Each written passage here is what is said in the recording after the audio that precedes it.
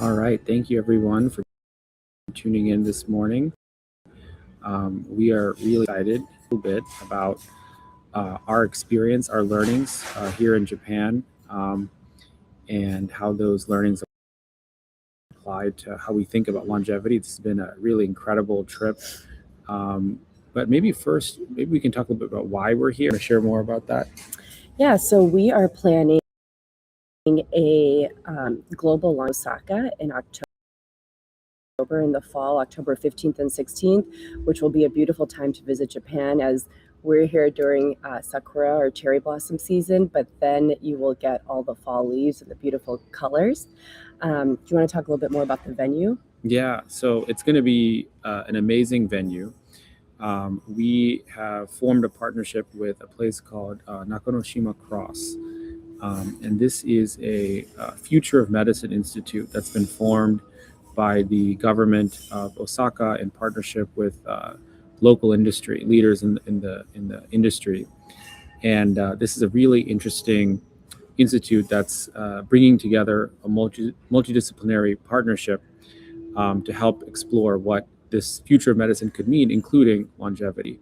So this is a really interesting venue, really have this, and we've learned a lot about how this incredible country is thinking about longevity and the future of health.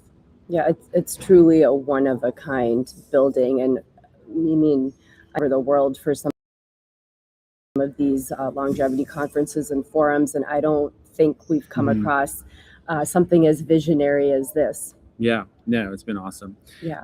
So let's maybe get into the title of this, and Yeah. just to, I'll say that if you're interested in more things that will help you deeply understand everything we're about to talk about, you should come to our conference. We'll share more about that at the end. But the title of the webinar was our top 5 longevity learnings from Japan. We've been here for about a week here doing preparations for the conference, but I think a lot about how to think about a healthy life that I think have surprised even us, right? Like I think both ourselves as, we've been in this field for some time. But at the same time, I think we were both surprised by some things here. And so I think just to kick things off, like one thing up in our conversations was this idea of precision. And so maybe say, how did that kind of land for you, and like how does that relate to longevity in your opinion? Yeah, so precision medicine physician, and so I like to say the devil is all nuance that maybe allopathic medicine and the way we've traditionally trained hasn't necessarily taught us to look for. And when I come to a country like this, you just see that there's so much precision in everything that they do, from the way to simple things that seem to be a lot of common sense, like when you're trying to get out of a taxi, the taxi stays locked towards the traffic. And if you think about it, that is a longevity hack in a way. It's residents. The way we'll talk a little bit more about, our sort of experiences in a centenarian city when they have their hot springs and baths that you can bathe your feet in. Before you get in the bath, there's almost like a lab report, a sign that tells you exactly what's in the water. So you know if it's for one purpose versus if there's bicarb, what the acidity is, what kind of minerals are in it. And I just think some of those things are very precisioned.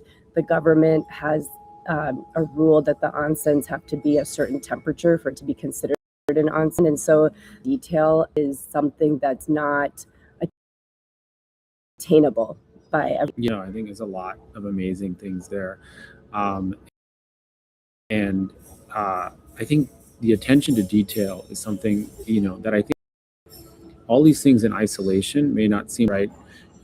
So what if you write down words, if you have the right mineral compound, taxi doors open on a certain side, so what if the cups are designed a certain way? But I think all these things compound. They all add up. They all add up. And it creates a really unique experience that can, I think, just help create a more harmonious life. I think when you put it all together. And I think that has a lot of. Absolutely. What have you noticed about how people that maybe has surprised you and maybe Yeah. taught you something about longevity and how that can apply? So in general, being here, I think even though and bustle of being in Tokyo, and though we went to a few other places, there's still a serenity about the city. The amount of green space that has been created in this completely massive concrete jungle is fascinating. Yeah. They've been able to really curate it well. And then I think that the level just respect that people have for each other, how they communicate, is also a really important part of being. Let's maybe get into something that a lot of people wonder about. Like I wonder about this too. Like why in America? Like why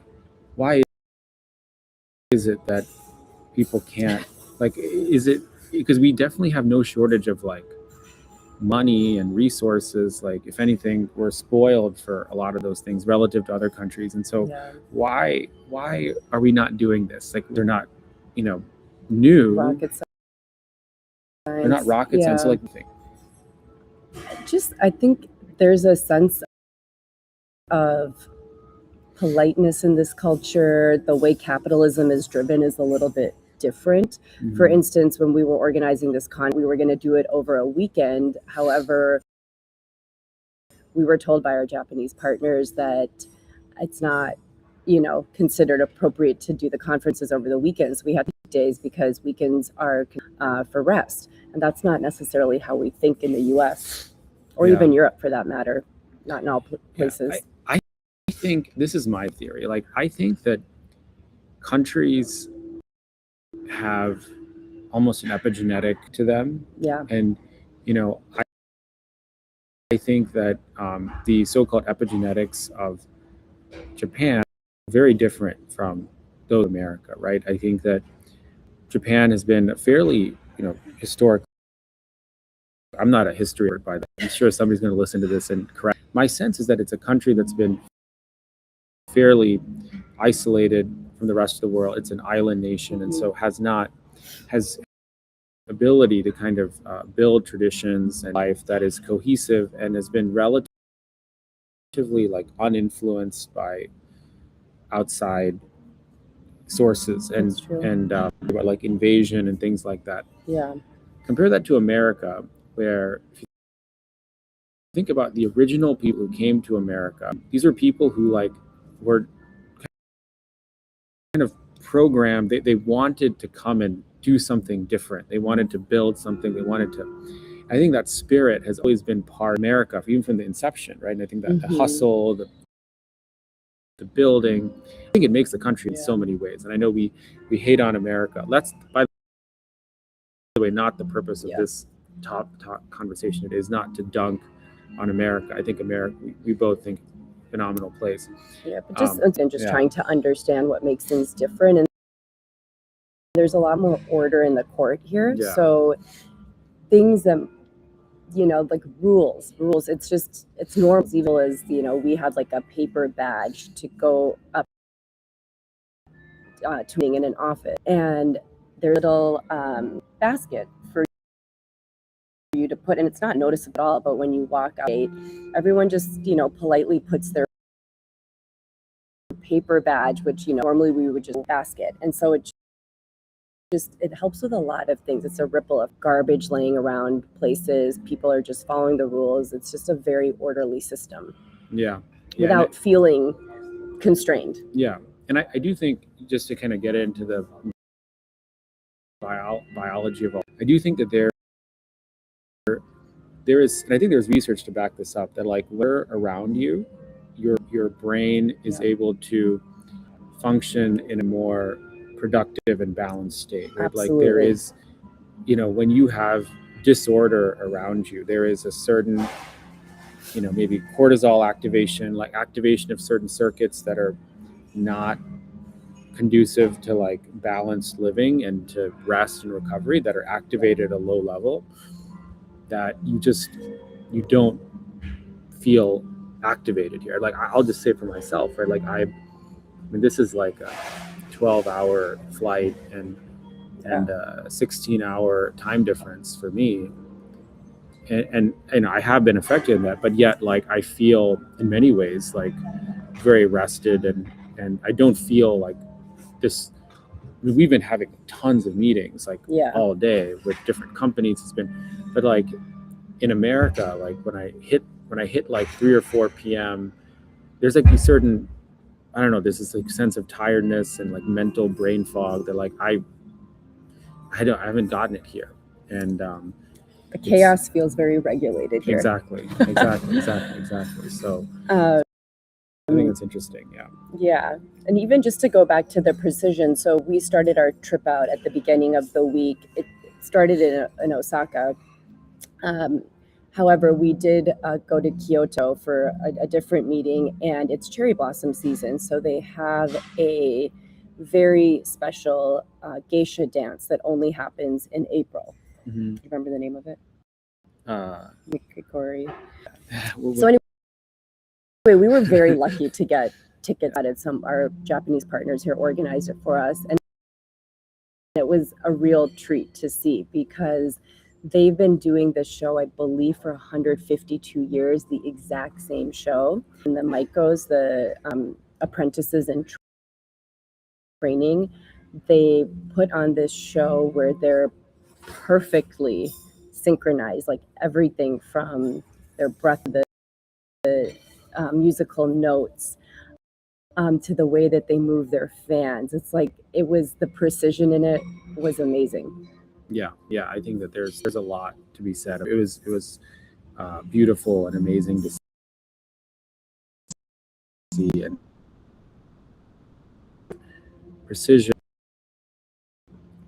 and like I think intention also. Yeah. You know, the idea of when you do something, you do it fully and you do it with a very specific purpose, right? You're not doing it kind of half thinking. I mean, like, I know it's not like a one-to-one comparison, but like, you know, people do workouts and exercise here, and you know, they have their AirPods in, they're like listening to some podcast, or they're doing their emails.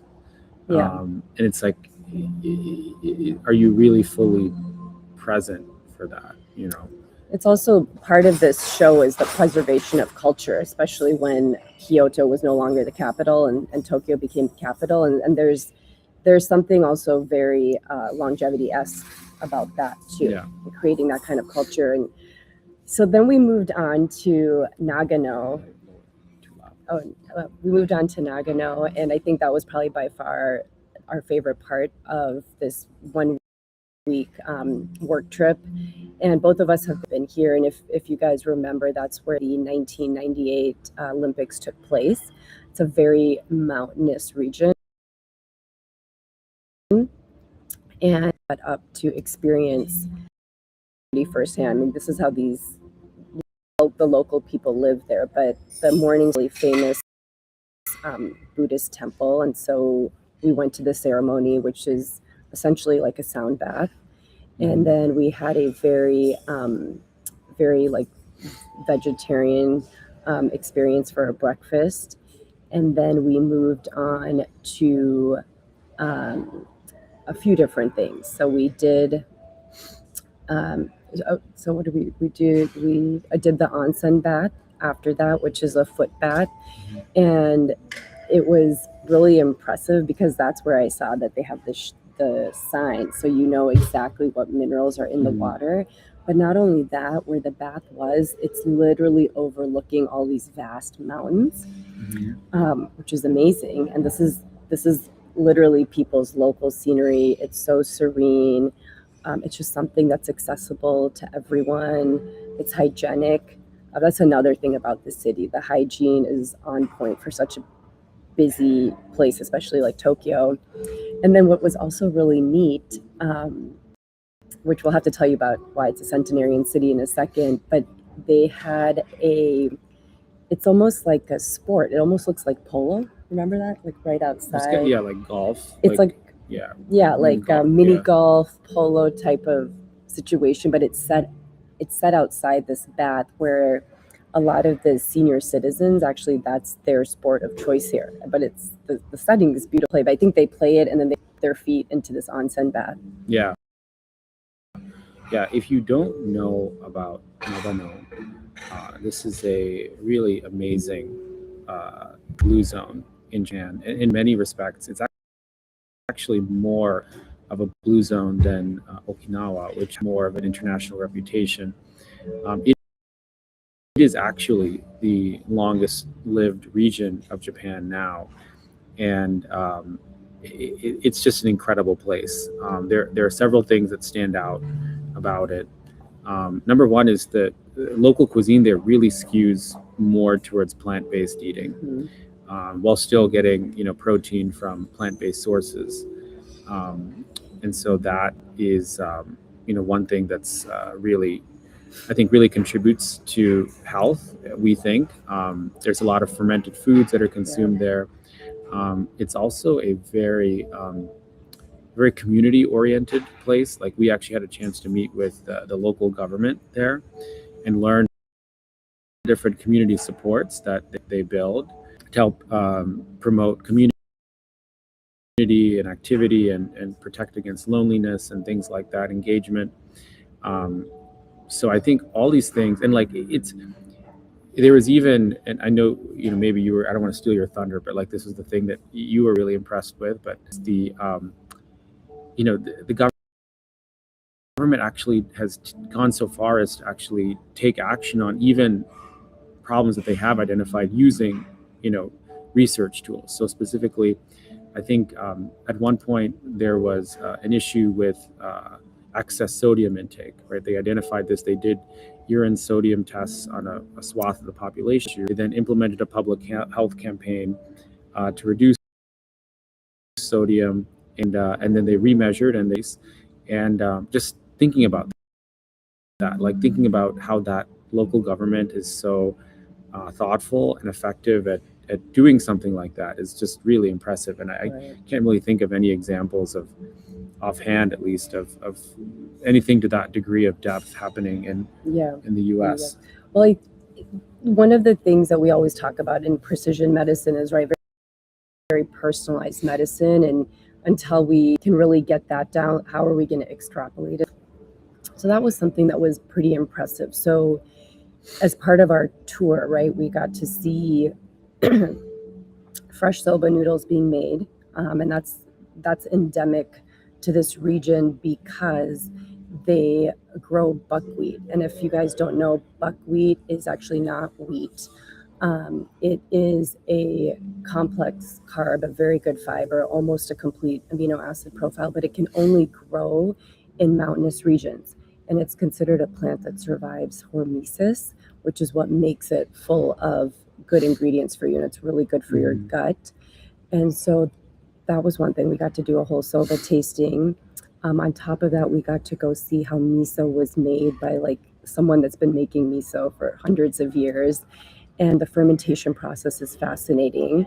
And then the soy sauce, the sake, I mean, these are all fermented foods. And so that contributes to people's gut microbiome and gut diversity.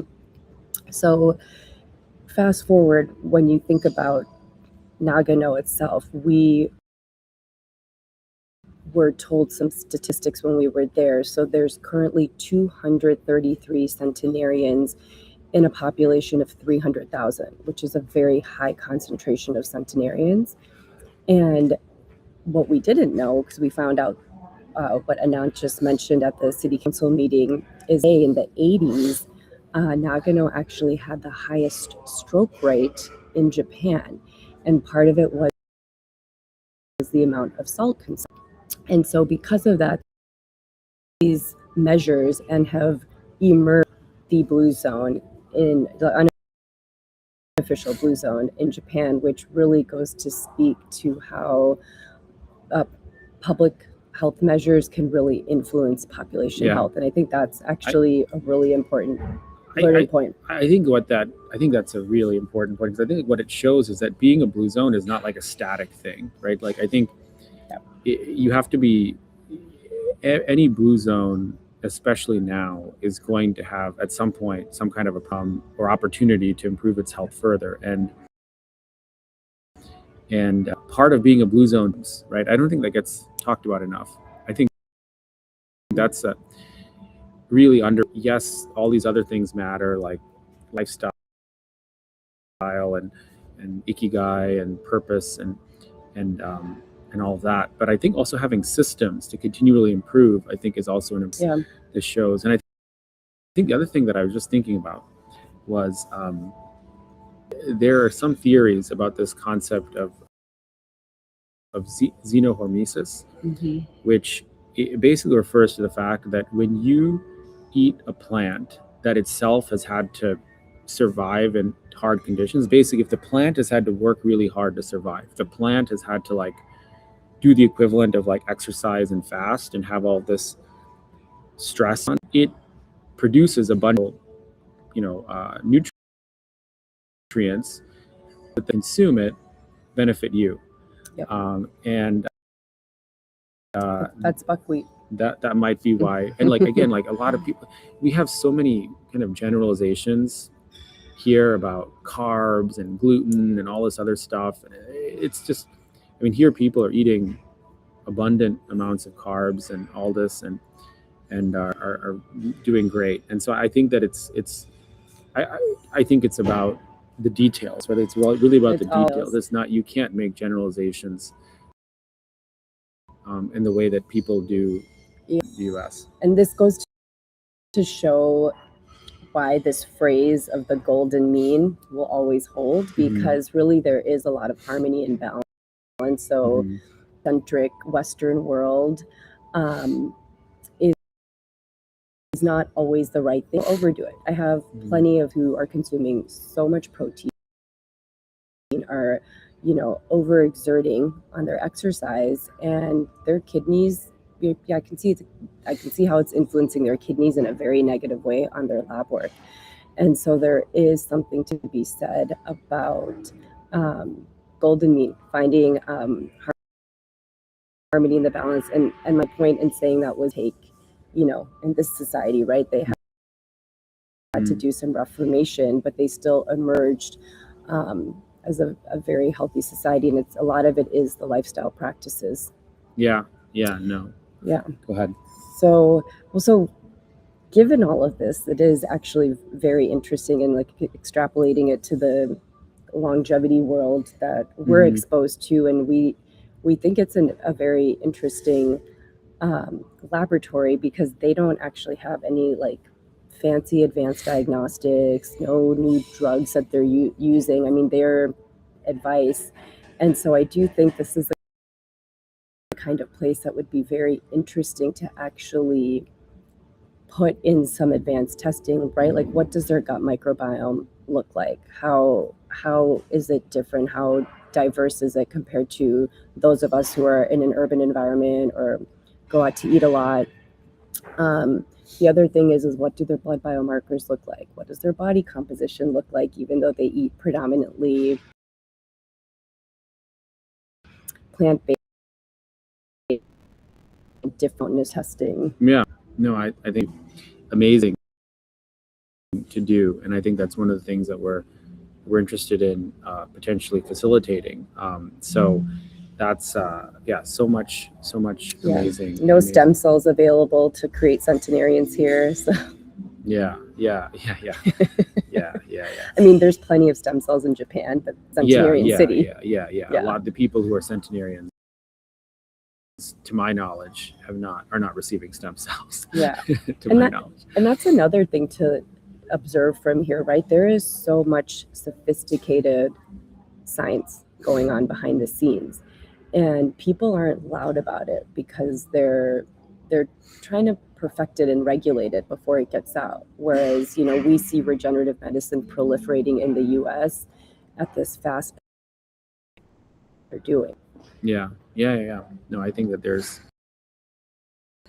a lot to be learned here. I think like one other thing worth mentioning is that in some ways, like people here, and this actually happens through corporations, that as kind of like a benefit, people here get comprehensive screenings, like kind of like the equivalent of like a superpower or function type assessment, just by default. Like they've been doing this already for, it's called the Ningen, and they do this pretty broadly. And again, I think this shows this mentality towards measurement, precision, and an orientation towards prevention that I think is actually ahead of its time in some ways. Now, I think the opportunities are, how do you operationalize that, right? I think that's where we've been having conversations with some of these big companies here about how to, because I think where maybe the country is a little bit more behind, if I can use that term, is applying some of the tools around longevity to broadly improve the health of the population. And so that's where I think there's some opportunities to bring the concepts that we've had debate here and apply them here. Yeah, I don't think we can do justice to all the experiences that we've had this week, which is everyone needs to come and join our Next Generation Longevity Summit in October. Yeah, no, you guys will. I mean, this is going to be awesome, right? Like we've been, this week we were, in addition to meeting with some have been kind of curating experiences for the people who come. We have an amazing dinner planned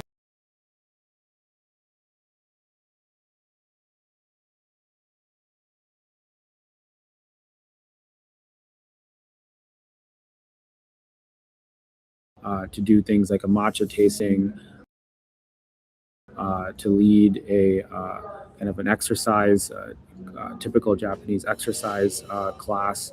And we're going to have local speakers also come and speak about some of these principles in their own practice here locally. So it's going to be amazing. And then we are also a excursion to Nagano, where you're going to be able to experience everything we just talked about in a way that you won't be able to do, including breakfast with the centenarians. Yeah, and like the city of Nagano, through one of our partners, Mr. Miyagawa, is helping us do this. So this is going to be able to experience the country in a way that you wouldn't be able to otherwise. A lot of reasons for you to apply and come. So yeah, I mean, I think we are coming up on our time here. Yeah. So thank you for taking your Friday afternoon morning. Yeah. Our circadian rhythm's a little dysregulated right now. Yeah. So all for tuning in and listening, and feel free to reach out to either of us on LinkedIn if you have any questions. But otherwise, we look forward to seeing many of you in the fall. And yeah, thank you for listening. Have a good weekend.